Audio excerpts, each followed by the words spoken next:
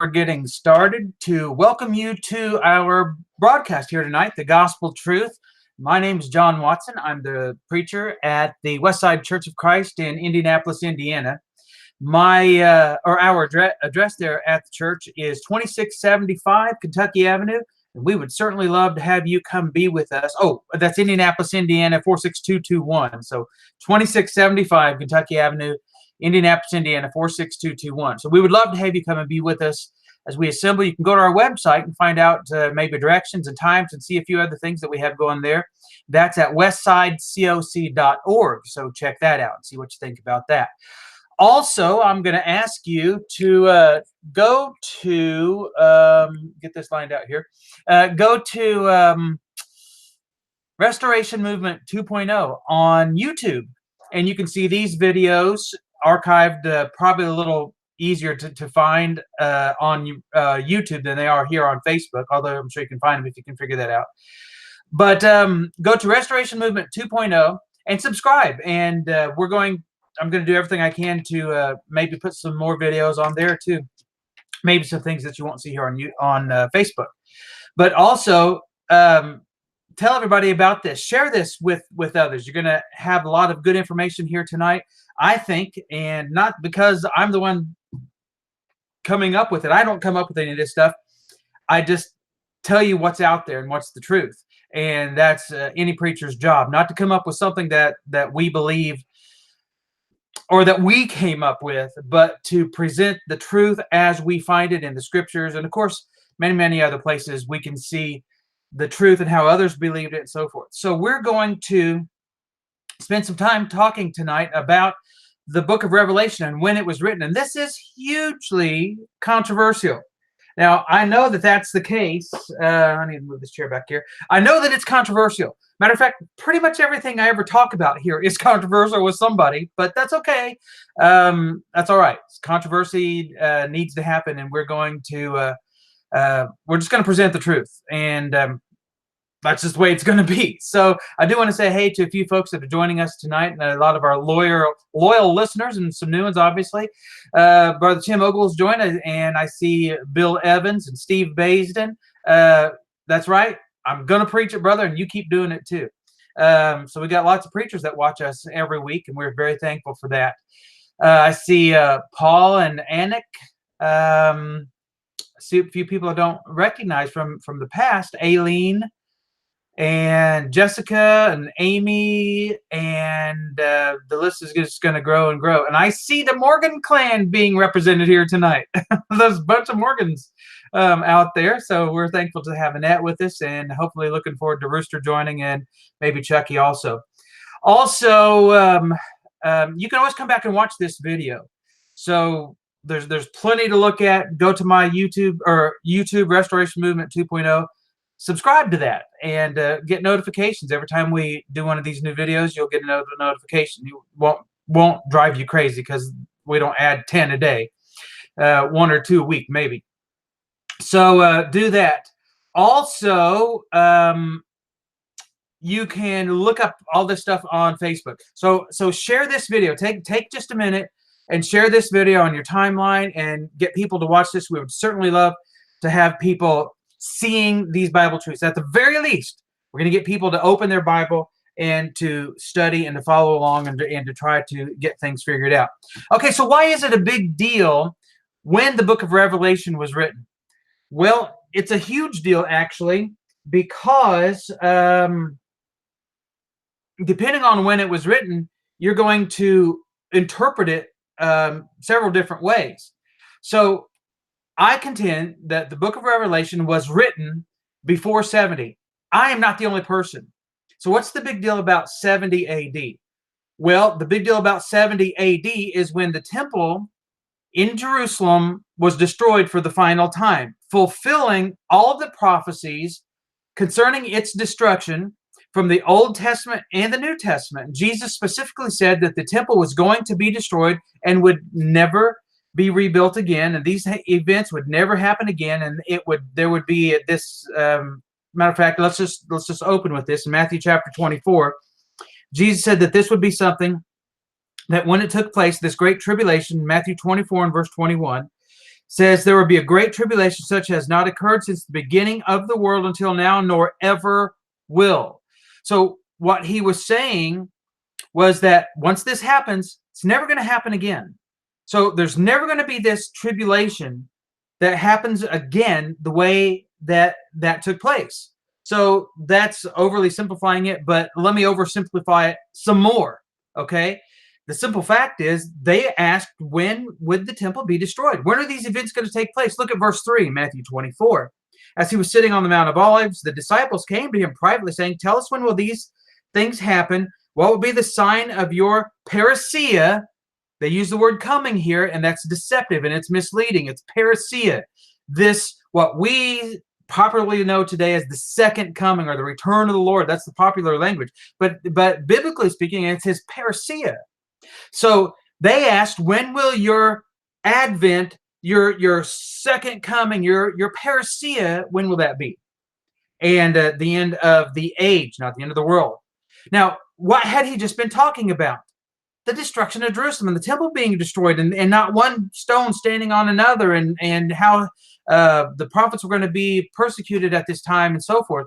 And so it's obvious, but it's obvious what they were asking the question about. But you see, with all of the paradigms and all the things that people believe today that they've been told, unintentionally lied to about, we don't view it that way. Well, there are many today who are starting to view it and see it in the right way, in the scriptural and the truthful way. But so many are still holding to that old paradigm that is just way wrong. So, okay. I see Rooster joined us. Thankful for that one. Hey, buddy, good to see you. And Patsy, another. That's right, another one of the Morgans. See, I'm telling you, it's a Morgan clan. All right, it's a great thing. So that's okay. Got my eyes on you too, Rooster. Okay, so let's keep going about this. There are some basic things that we have to do. First thing we got to do is start with the lie that's been perpetrated for a very long time. And when we look at this lie, essentially, this comes from one source, and it's dubious at best.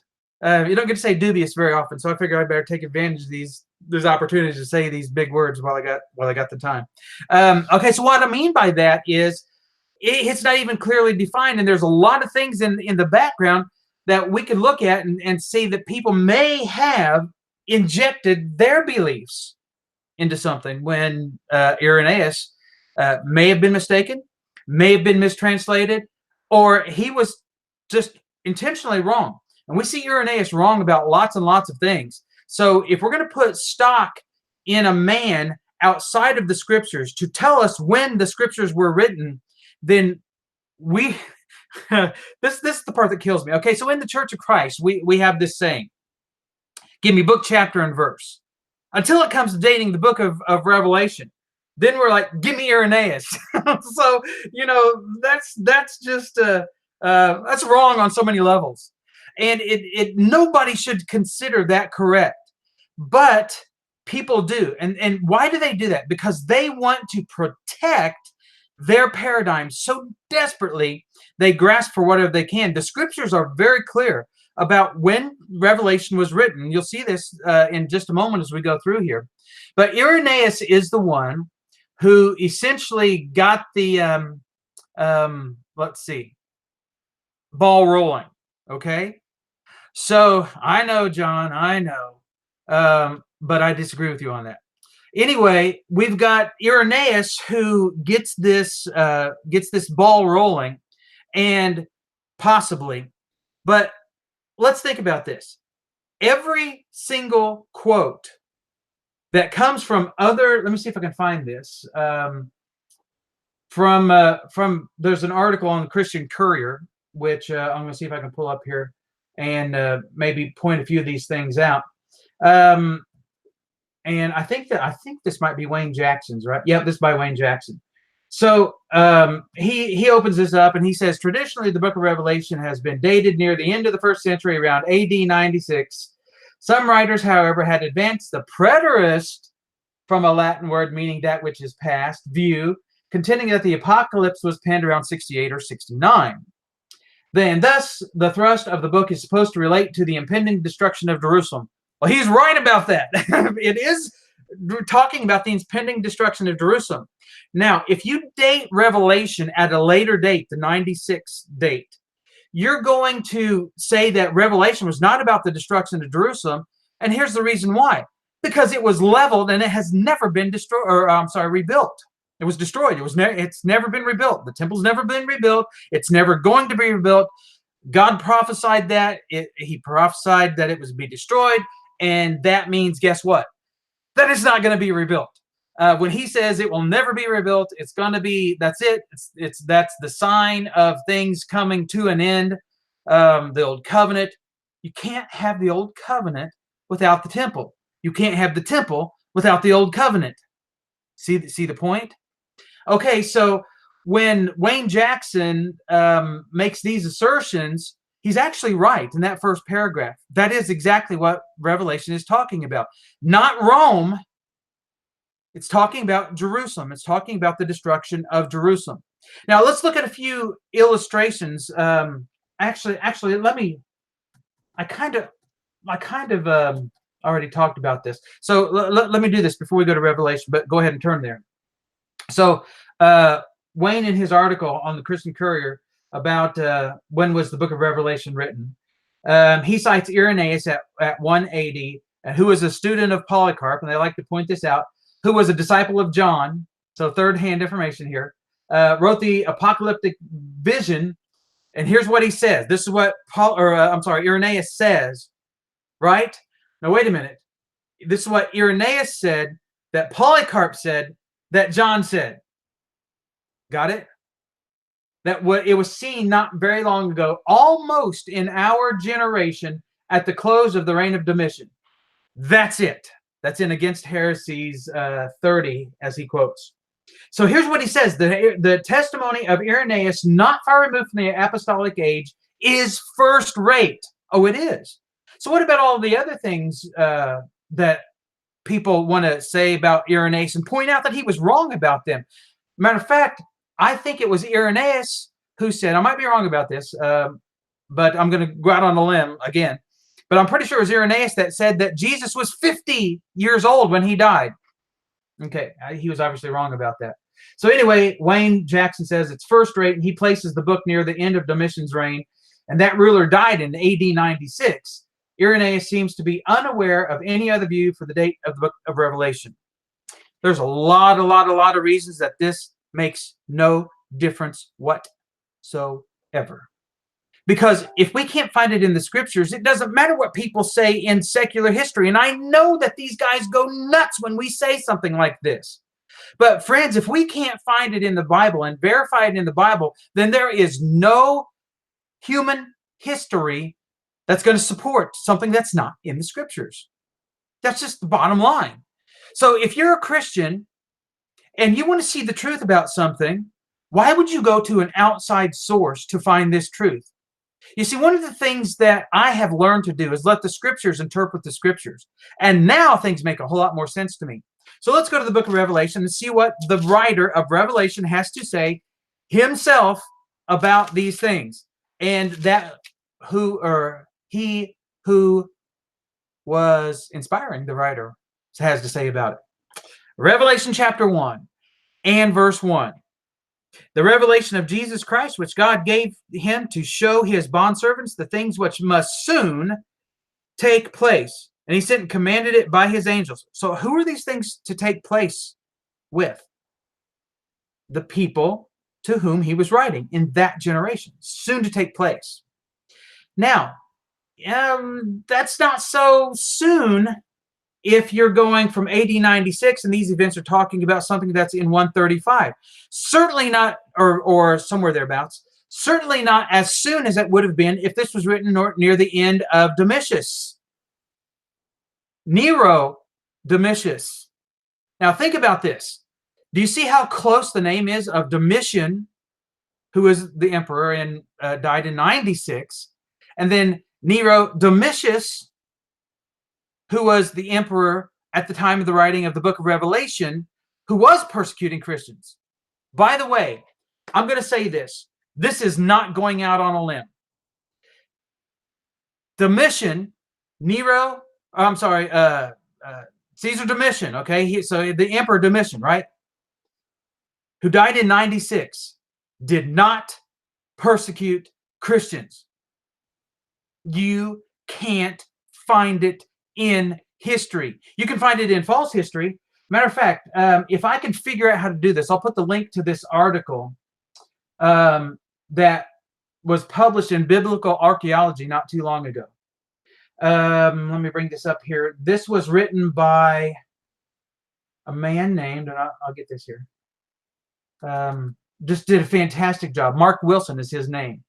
And this was published back in July 20 of this year, of 2018.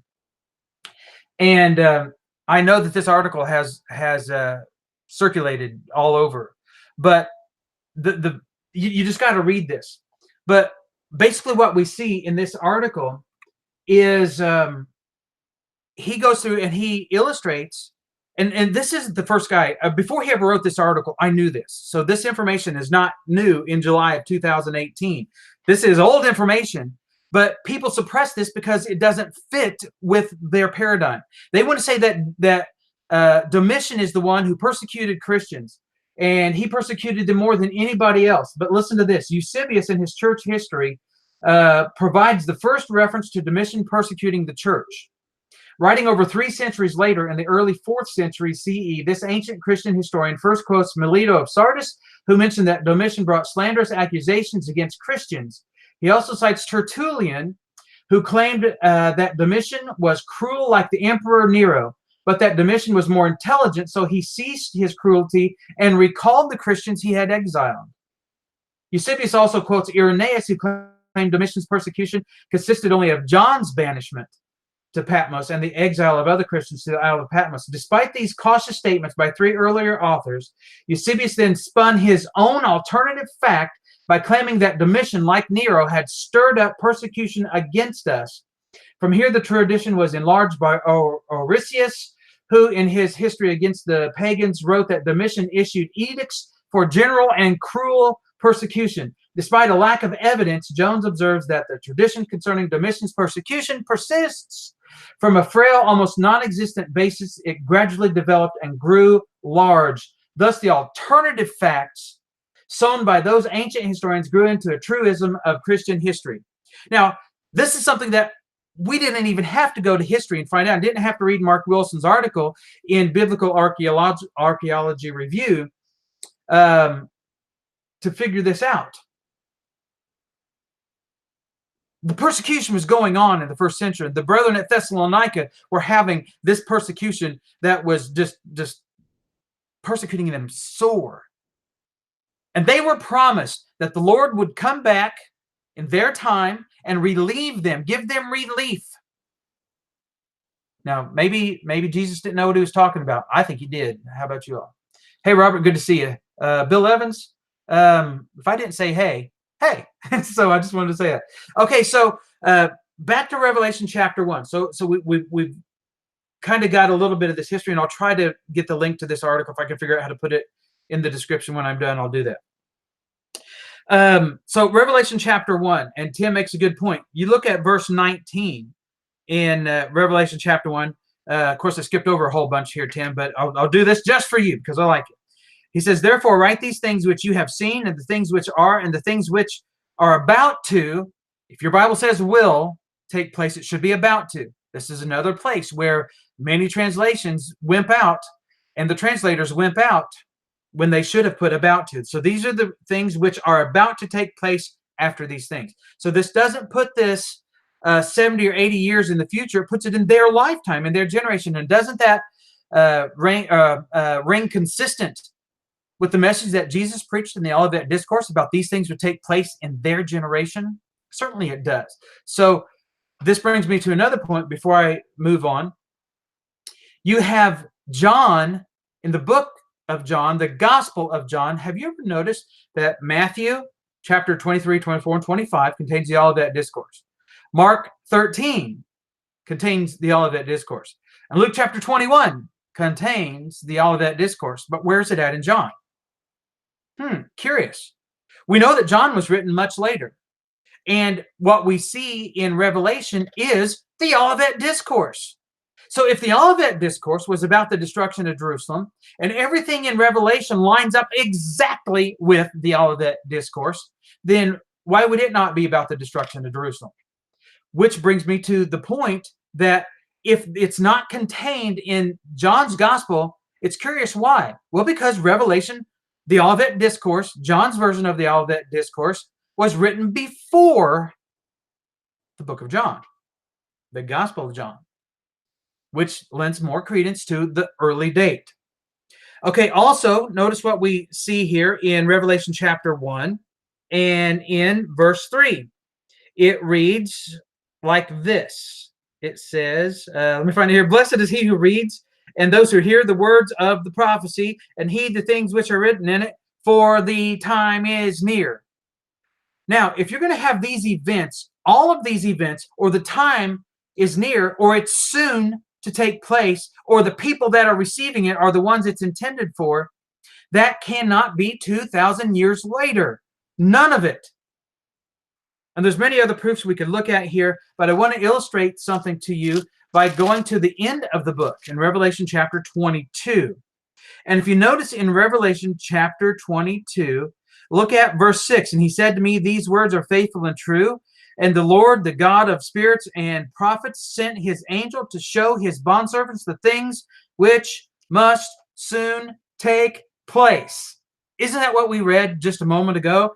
Almost exactly word for word in chapter 1. These things were written to them. These things are soon to take place. So he opens the book with that.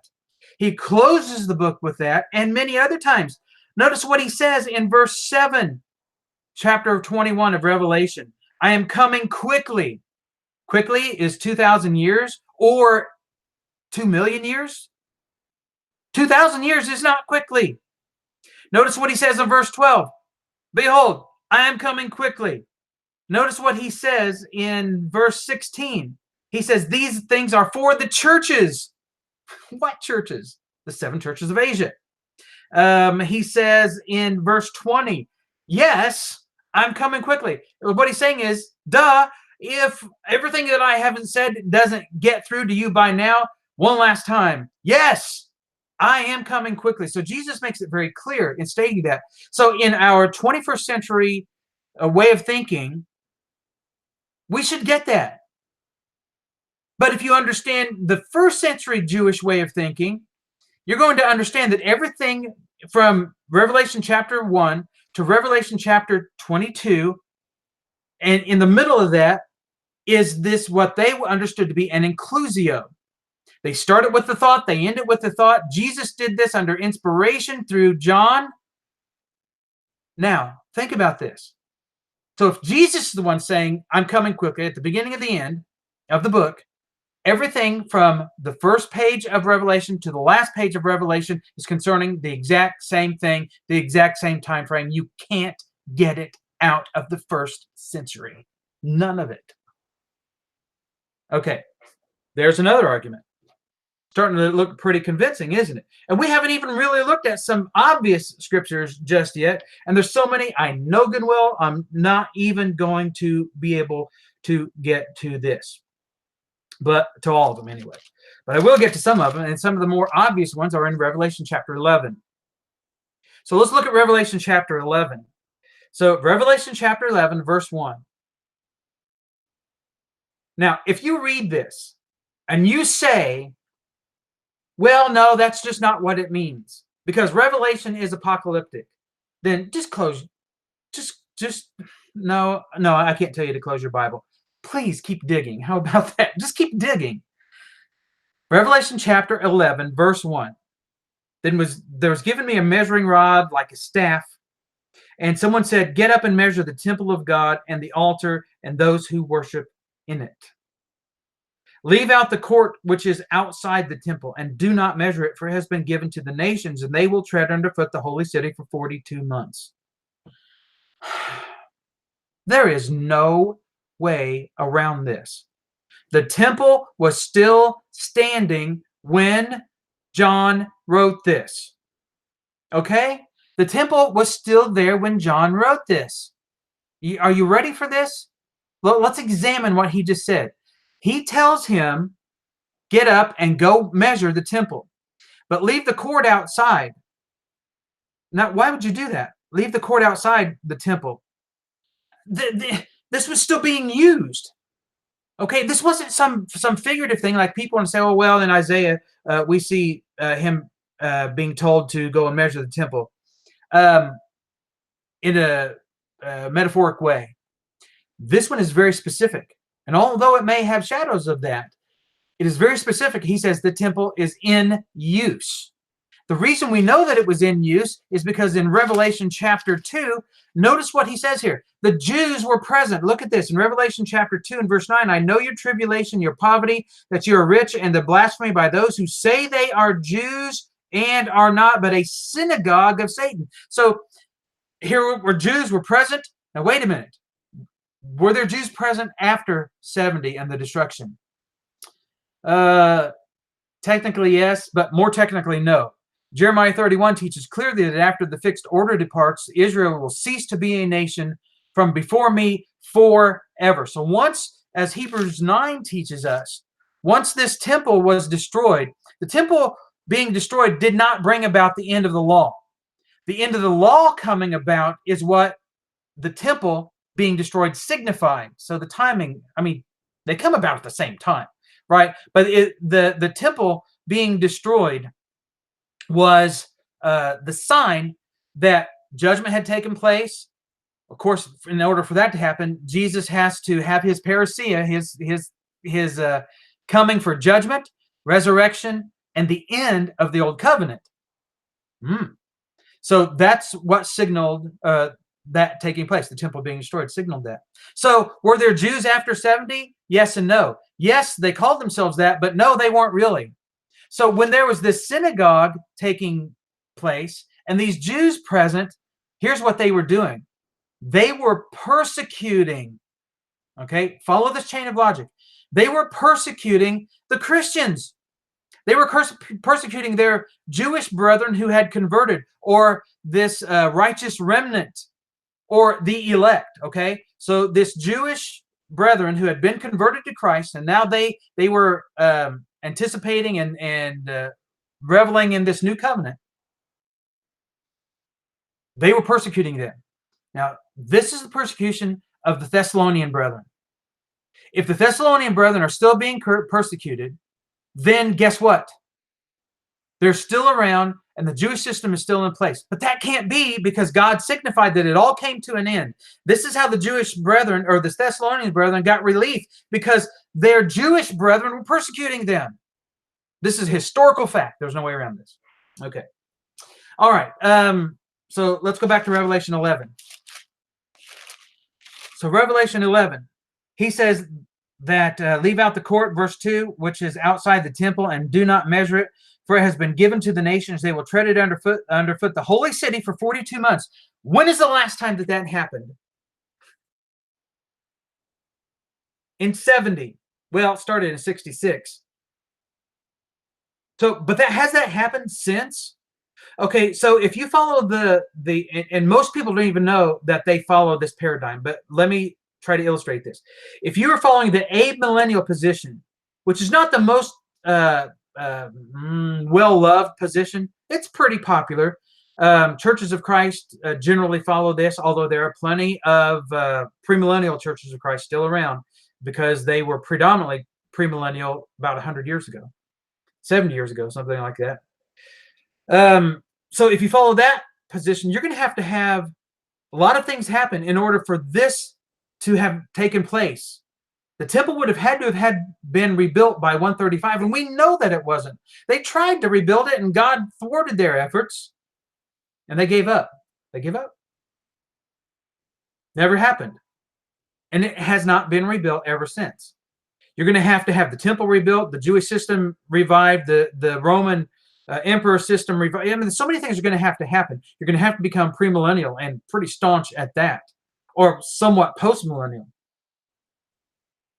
But the only true position would be past fulfillment, as Wayne Jackson pointed out very succinctly in his opening paragraph. So this fulfillment position, some call it the preterist position from the Latin term, things already being fulfilled, lightly translated. Okay, that's the only thing that makes sense.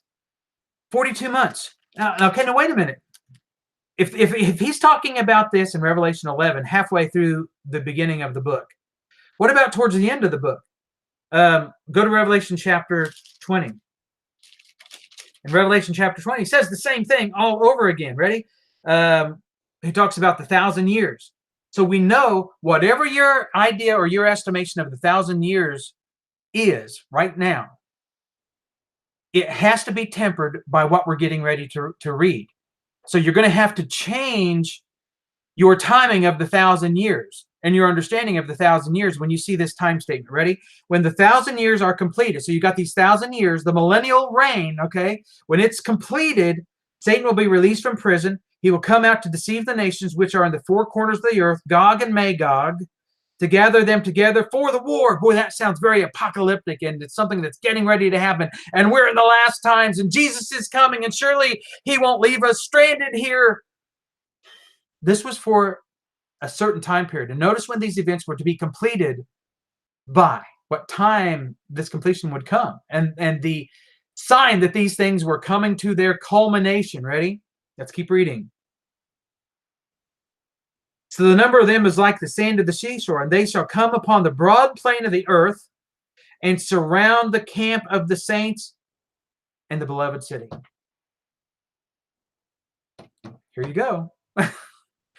When was the last time that the Roman army surrounded the camp of the saints, the beloved city? We know that that's Jerusalem. There's no question about that. If you want to say it's some other city, you go right ahead, but you're on the short end of the stick of that argument for sure. That wagon gets stuck in the mud and it sinks. Got it? Okay. There's further proof. When was the book of Revelation written? The camp had not been surrounded yet. The millennium was taking place at that time. And it also, by the way, points out that that's when Satan is thrown into, verse 10, the devil who deceived them was thrown into the lake of fire and brimstone where the beast and the false prophet are, and they will be tormented day and night. So when did that happen? In 70. That time period. Hebrews 9, again, teaches clearly that when the temple is destroyed, that outer tabernacle, the one that is the earthly representation of the real heaven and spiritually in heaven, real heaven in heaven. Josephus actually says that temple represented heaven. There's no way around that, and that's exactly what Paul said, or actually whoever wrote Hebrews. So that's when that happened. Okay, so internal evidence in the scriptures so far is irrefutable. So are we going to go to Irenaeus, who's unreliable, third-hand information, who may have been translated when he talks about Domitian and could have meant Domitius, and you had these writers, translators, scribes, recording what Irenaeus may have said about someone who may have said something about the time it was written. Okay? You see where, I mean, how more accurate can you get than the scriptures? If you're going to go to Irenaeus, you're going to find something very erroneous. I had to say it. I just had to say it. Okay, so let's consider some other things. So, prophecy came to an end at the destruction of Jerusalem. If Revelation was supposed to have been written after the destruction of Jerusalem, then it's uninspired. And I have a feeling this may be why there was so much conflict. I don't know, but when they were considering Revelation for the canon of the scriptures, it almost didn't make it because there was so much confusion about it. Why was there confusion? Why would have these scribes have written things, even with Irenaeus, to make it fit what they believed or what they thought? I can tell you why. Before we go to prophecy coming to an end, I can tell you why they would have done that. Because of this great apostasy. I want to address the great apostasy that was to take place. And this explains why there's so much misunderstanding about things right after the events took place.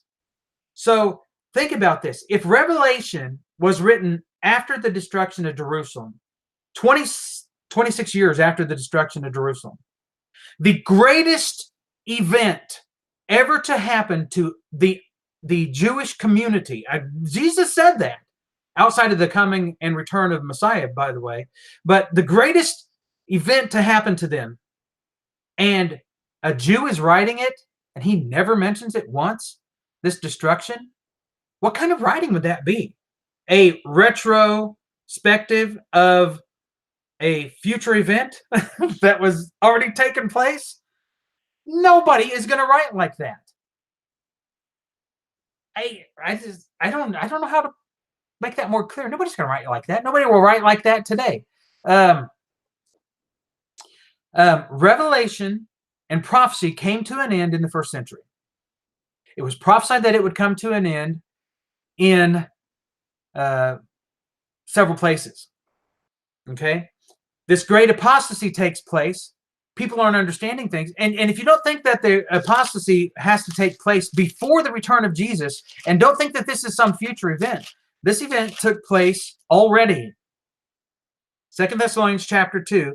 Notice what this says. Now, verse 1, we request with regard to the coming of our Lord Jesus Christ and our gathering together to him, that you not be quickly shaken from your composure, or be disturbed, either by spirit or a message or as a letter from us, to the effect that the day of the Lord has come. So you had people saying, here's something that's prophetic. This is inspired. The Lord has already come. He says, oh, no, no, no. He has not had his parousia. There was the question, right? They use the word parousia, and we already discussed what parousia means. Verse 3, let no one in any way deceive you, for it, what? The parousia of the Lord will not come unless the apostasy comes first and the man of lawlessness is revealed. So what apostasy? This apostasy that was to take place in the first century. 1 Timothy chapter 4 and verse 1, the Spirit explicitly says that in latter times some will fall away from the faith, paying attention to deceitful spirits. Did you just write that? And the doctrines of demons, paying attention, doctrines of demons by means of the hypocrisy of liars, seared in their own conscience with a branding iron, and so on and so forth. So this apostasy was to take place in their day, in the latter days. People think, oh, the latter days, we're living in the last days. No, we're not. Sorry about this, but actually, I'm not sorry about it. They were living in the last days. Hebrews chapter 1 and verse 1, God, who has spoken long ago to the fathers and the prophets in many portions, in many ways, in these last days has spoken to us in his Son. So the writer of Hebrews understood that these were the last days. He wrote that before the destruction of Jerusalem. Now, here's something that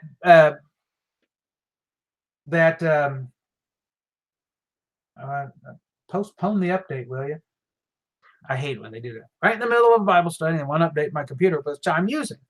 Okay, so you've got this apostasy that takes place in the first century. It's in the last days. There you go. We'll just leave it at that. Now let's look at this idea of prophecy coming to an end in the first century at the destruction of Jerusalem. So I'm going to direct your minds and your Bibles, by the way, to Zechariah. So let's go to Zechariah. So Zechariah, we got really 3 chapters to go through, and that's really too much to do. To do right now, but I'll try to point out the highlights as to the best of my ability here. All right, here you have. Okay, Jesse, if you're still listening, and I just noticed this comment, so if this was a while ago, I apologize. The scriptures clearly indicate that prophecy comes to an end in the first century. So we're going to Zechariah chapter 12. Zechariah chapter 12, verse 1. The burden of the word of the Lord concerning Israel. This is going to go fast, and there's a lot of information. Rewind the tape after we're done.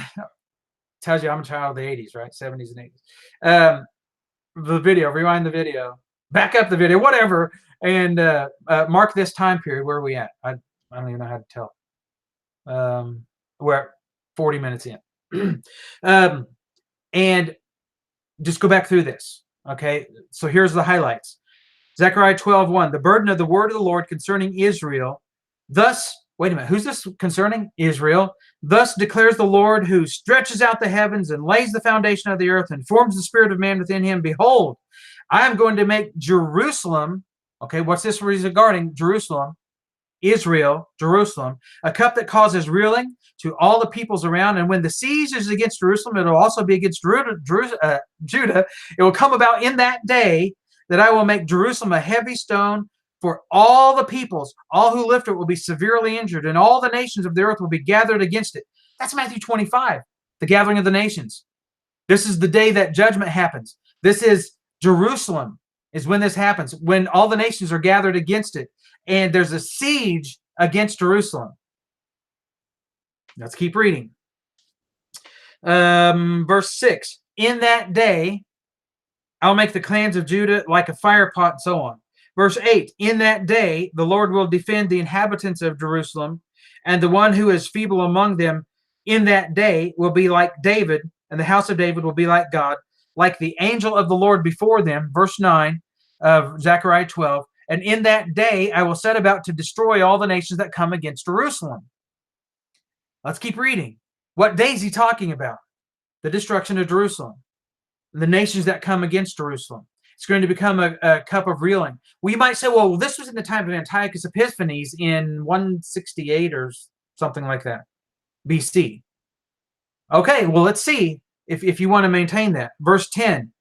So what day is he talking about? We've established that. And he said it time and time and time again, and all these things are going to happen. Verse 10. I will pour out on the house of David and on the inhabitants of Jerusalem the spirit of grace and of supplication, so that they will look on me whom they have pierced. Was Jesus pierced at the time of Antiochus Epiphanes? Nope. Nope. That's way too early. You're 160 some years too early. That only happened one time. When was this spirit poured out on the house of David and the inhabitants of Jerusalem? On the day of Pentecost. That's Joel chapter 2. When did this take place? In the first century. When is that in that day? In the first century, with Jerusalem and all the people come around it, surround it, when it's laid siege. There's only one point in history when this happened. Okay, so we got to keep reading. Notice what it says, and they will mourn. By the way, this is Revelation 1:7 also. And they will mourn for him who mourns for as an only son. Who was the only? John 3:16, for the Lord God gave his only son. There's no doubt about this. And they will weep bitterly over him, like the bitter weeping over a firstborn. Who's the firstborn? You would get it. In that day, there will be a great mourning in Jerusalem, like the mourning of Hadramimam and the plain of Megiddo. There's no way around this, guys. This is the destruction of Jerusalem in 70. And we know that by looking back on it in a past fulfillment view or preterist view. Okay, all things have been fulfilled. This is our view. This is the scriptural view. Okay, let's go on. Chapter 13, verse 1. In that day, wait a minute, what day you suppose he's talking about? Well, it's really easy for people to say there's thousands of years in the period at the end of verse 14 in chapter 12. Why would he change gears? What days he's still talking about? I mean, this goes on and on, like 26 times or something like that through 12, 13, and 14. And he's talking about the same day. Let's read it again. Zechariah 13:1. In that day, chapter 12 establishes when these things are going to happen. And he tells you plenty of things that's going to happen in and around the destruction of Jerusalem in 70. Right? This time period, when the time period is. It's in the first century. You can't get it out of there. When was Jesus crucified? The first century. When was he pierced? In the first century. When did they mourn over him, all these tribes? In the first century. All right? So chapter 13, verse 1. In that day, a fountain will be opened for the house of Israel and David and the inhabitants of Jerusalem for sin and for impurity. When did that happen? Is it yet to happen?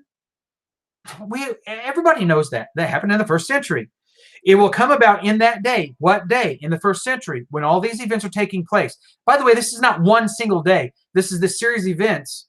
Jesus comes, his Hebrews 9, 28, 26 to 28. So Jesus comes the first time, right? This is first parousia, essentially, to deal with the sin problem. And he's crucified, and he's buried, and he's resurrected, okay? Then he appears the second time for salvation. All of these things take place in that day, right?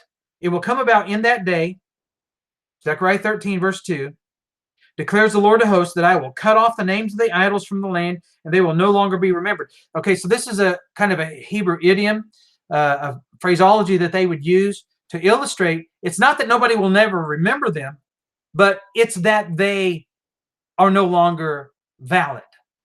You can't follow them. It's just, as Paul put it, when he went to Mars Hill, he said, these things are just stone and metal. They mean nothing. Okay? So he says, I will cut off the names of the idols from the land. They will no longer be remembered. I will also remove the prophets and the unclean spirit from the land. Let that soak in a minute.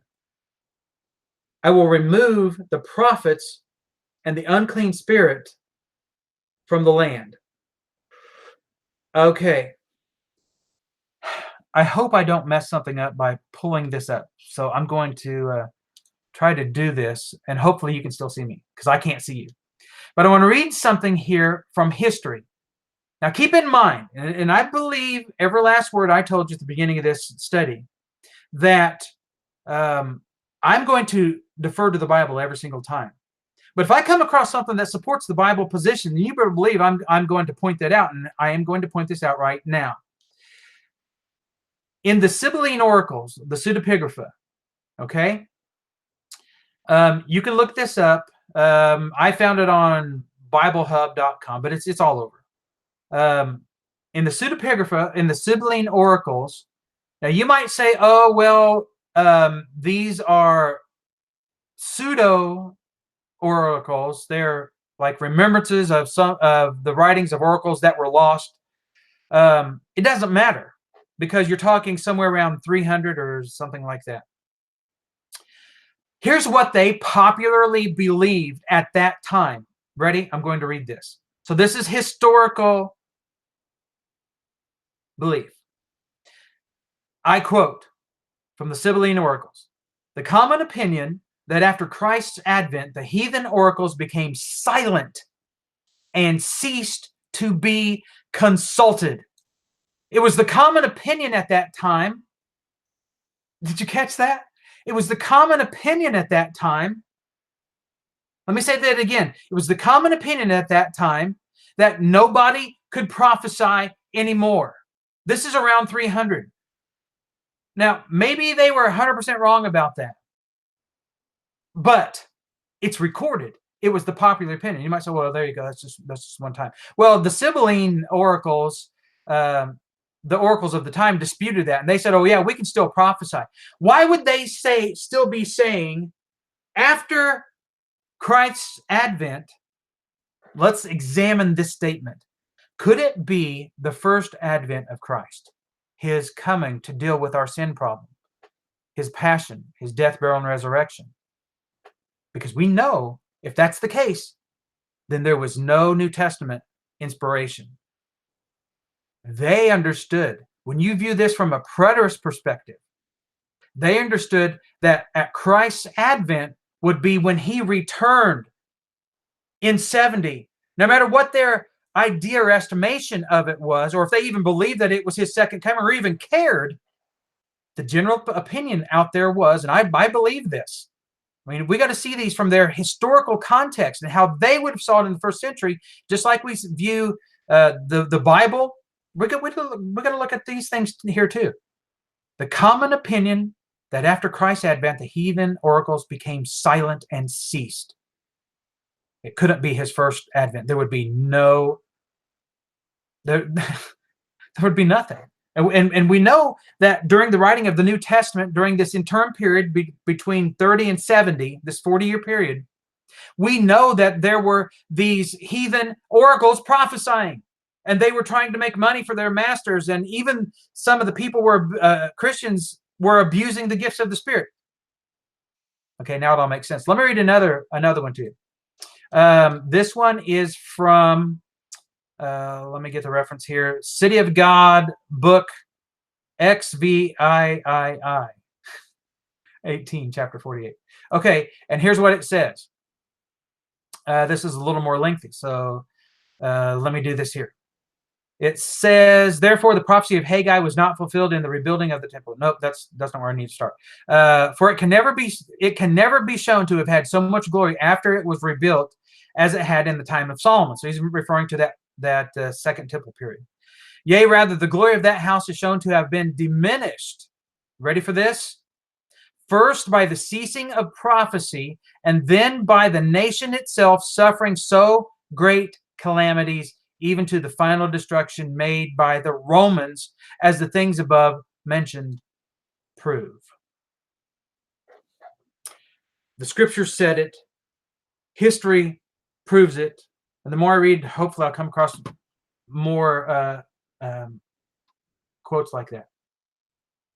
Okay, so what we have to see is the prophet and the unclean spirit will pass out of the land. Zechariah chapter 13, verse 3. And if anyone still prophesies, then his father and mother who gave birth to him will say to him, you shall not live. So once this happens in the first century, by the time the city is surrounded, all of these things come to an end. Makes a lot of sense. Makes a whole lot of sense that you have this prophecy that comes to an end.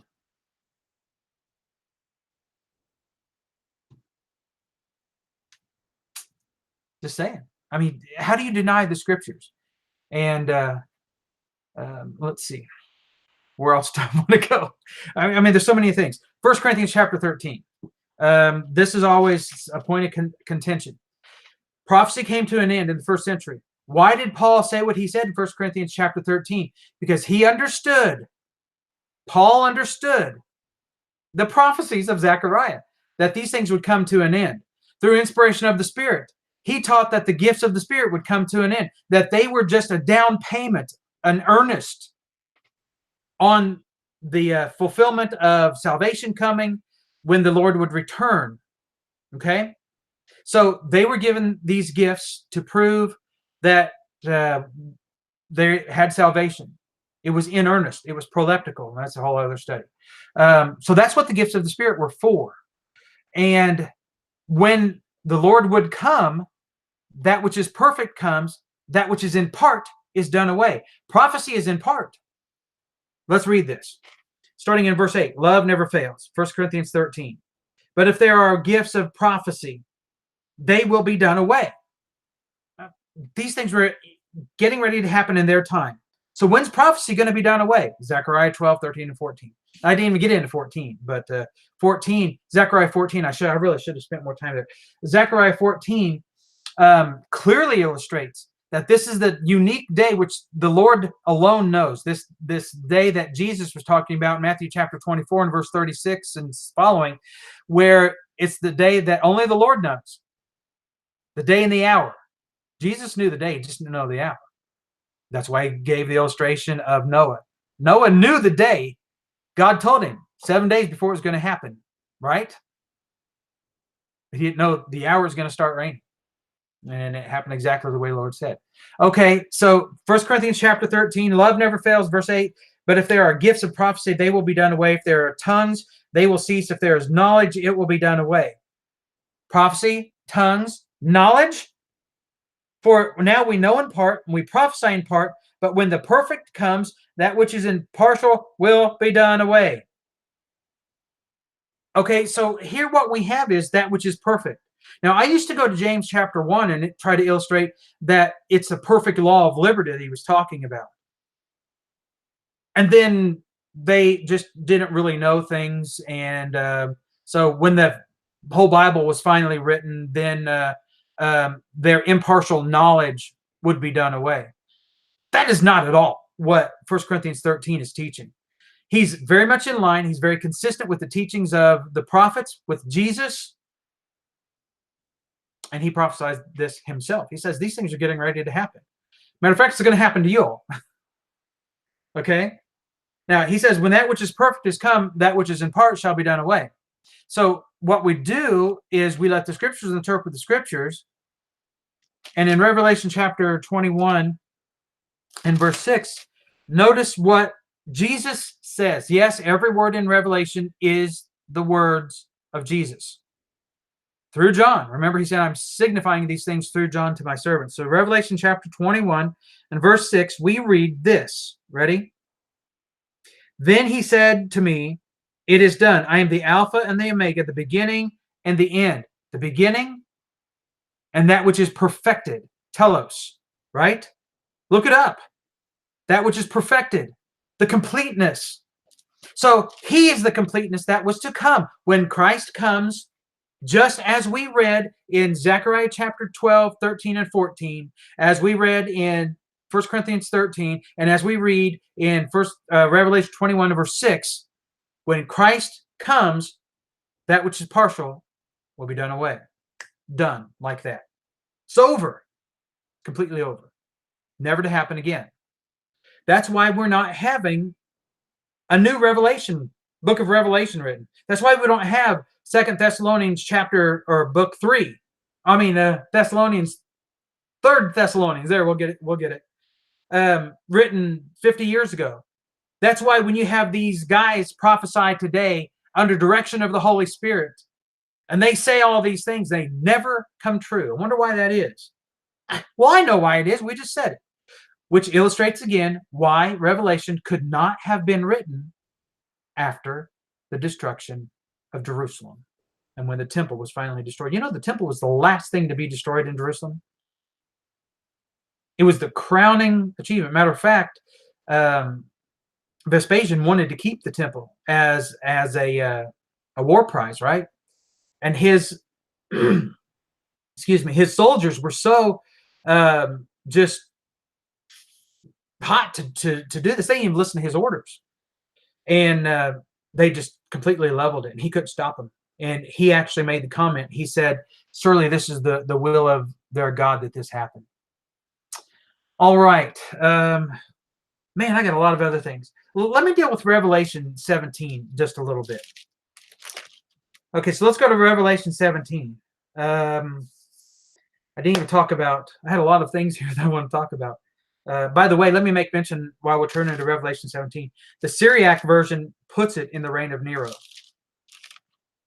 Now, you might say, oh, well, that was written much later. But that tells you that if it was written, and I don't think it was, I don't think it was originated in 600. I think it was originated in the 1st century when these events were taking place. But the Syriac version puts it written in the time at the end of Nero. Okay, so let's look at Revelation 17. So Revelation chapter 17. We want to discuss these kings. So let's go down here to verse 8. The beast that you saw was and is not and is about to. Here they actually use mellow in the present indicative in the correct sense. Why? Because they don't get what they're saying. They think it's apocalyptic, and it didn't hurt their paradigm, or so they thought. So they actually used it correct. Anyway, is about to come up out of the abyss and go to destruction.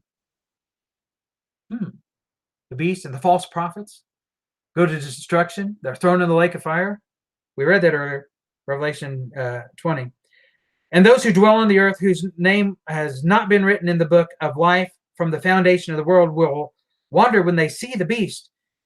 And he was and is not and will come. Here's the mind which has wisdom. In other words, he says, for those who get it, here it is. For those who have discernment, here it is. I'm going to tell you when these events will take place. Ready? The 7 heads are 7 mountains on which the woman sits. Well, the woman being Jerusalem, not Rome.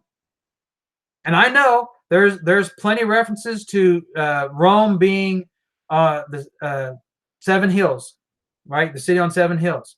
But Jerusalem too. Maybe not as many references, but there were 7 mountains in Jerusalem, if I'm not mistaken. And I don't think I am on this. They were the Mount of Olives, Mount Zion, Mount Scopus, Mount of Offense, Mount of evil counsel, northwestern and northeastern hills. That's what Jerusalem set on. So either way, doesn't matter. It gives us the general location, but it's giving us the time period. Ready for this? And they are 7 kings. 5 have fallen. 1 is, the other has not yet come. And when he comes, he must remain a little while. Okay, so what are these kings? Okay, I get 2 theories here. And these are the only 2 theories that you're going to be able to plug into here. The first one is, which is the most popular one, and I'm going to go over just a few minutes here, so bear with me. But let's look at this. Okay, who are the 7 kings, and when would these kings have lived? And does this give us a time frame? Well, you've got these 7 kings. I'm going to come back here to my notes. The first king being Julius. Okay, this is according to Suetonius. This is the generally accepted time frame. So you've got Julius Caesar would be the first one. Augustus, Tiberius, Caligula, Claudius, Nero is number 6. Nero dies in 68, commits suicide. And then Galba comes, and he remains just a little while. He's lynched. And then Vitellius and Otho, and then Vespasian. So Galba, Vitellius, and Otho, between the 3 of them, they were there, what, just a few months. Okay, so you have these 6 kings. There are 7. He says 7 kings by the time this is going to take place. 5 have fallen, so 5 are already dead. Claudius has died. Then you've got number 6 is Nero. 1 is. So who is the one who is? It has to be Nero. Now, there's no way that you can get to Domitian. Domitian is number 12 in the line. Okay, if you don't count Julius and you go to Augustus, that puts him at number 11. How are you going to get Domitian as the one who is after the 5th king? Okay, let's look at another kings, and this is the one that I'm seeing this, I think, maybe more than the other way. But either way, it doesn't matter because it still puts it in the 1st century before the destruction of Jerusalem. And that means that Revelation was written before the destruction of Jerusalem. Okay, so the second theory on the 7 kings of Revelation 17 would be that they are kings or high priests. Jesus referred to them as the kings of the earth. Let me get back over here. So Jesus refers to them as the kings of the earth. Now, the interesting thing about this is you have these kings. Well, how is that? How can these priests be kings? Because they ruled over the earth, which symbolically is what? The Jews. Okay, got it? Okay, so you have these kings, the high priest. You see that there, that in verse 2 of chapter 17, talking about the kings of the earth committed acts of immorality. These were the ones. These high priests have become very immoral. You can also see Jesus referring to them as the kings of the earth, Matthew chapter 17, 24 to 27. So here you have these kings. Now here's the order of the kings of the earth. This is the household of Ananus. This is one lineage. So you have Ananus, or Ananias, or Ananias. Okay, so here you have this household, right? So you have Ananus, the son of Seth, from 6 to 15. Eleazar, son of Ananus, would be number 2, 16 to 17. Joseph, son of Caiaphas, he was a son-in-law of Ananus, 18 to 36. Jonathan, the son of Ananus, 36 and 37, then again in 44. Theophilus, son of Ananus, 37 to 41. Matthias, son of Ananus, 43. Ananus, son of Ananus, in 62. And Matthias, son of Ananus, son of Theophilus, in 65 to 66. Okay, so at the time of the writing of Revelation, how many kings were there? You would have 6 kings, right? So no matter how you put this, whether it's the kings of the earth, which are the priests, or the kings of Roman emperors, starting with Julius or Augustus, guess what? You can not get it into anything past 70. It's impossible from a historical standpoint. So no way around that one. Okay, so we've spent a whole lot of time. Maybe I covered a lot of these things and didn't cover them all as well as I had hoped to, but you got a lot of the basic information. So what are you going to do with it? If Revelation was written in 70 or before 70, if it was written at the time of the end of Domitius, which is Nero Domitius, his given name, then, or his family name, I think, then there's no way around this. It has to be about the events which were soon to take place in the lifetime of the people to whom they were written, these 7 churches. I know there's a lot of people say, oh, well, no, you can't have the 7 churches being unfaithful so quick. Oh, really? Terrible persecution going on. The Jews are persecuting anyone of their number who would, especially the closer you got to 66. And after 66, it was no holds barred. You know, Katie barred the door. We are going to persecute our brother. And that's exactly what they were doing. There's no way to get the dating of the book of Revelation from an internal standpoint, from God's standpoint, from Jesus' standpoint, out of the first century. You can rationalize it away if you want to, saying, oh, well, you know, it was written in the time of Domitian. Domitian was perpetrating the greatest persecution ever of Christians. You can't find that in history. And I'm going to try to figure out how to put this link in here in the comments section after we're done, so you can read that article. It's a great article. Anyway, that about does it. I hope that you see that, and I appreciate you bearing with me going over for 7 minutes or so. I appreciate you coming every week, and we have so many people that are really, really dedicated to this, and I thank you so much. And I'm going to ask you to send us a like, and thank you for doing that. For those of you that do, I'm going to ask you to make some more comments. If you'd like to get a hold of me, if you have questions, then we can do that. Send me a message through Facebook, John Watson at Facebook.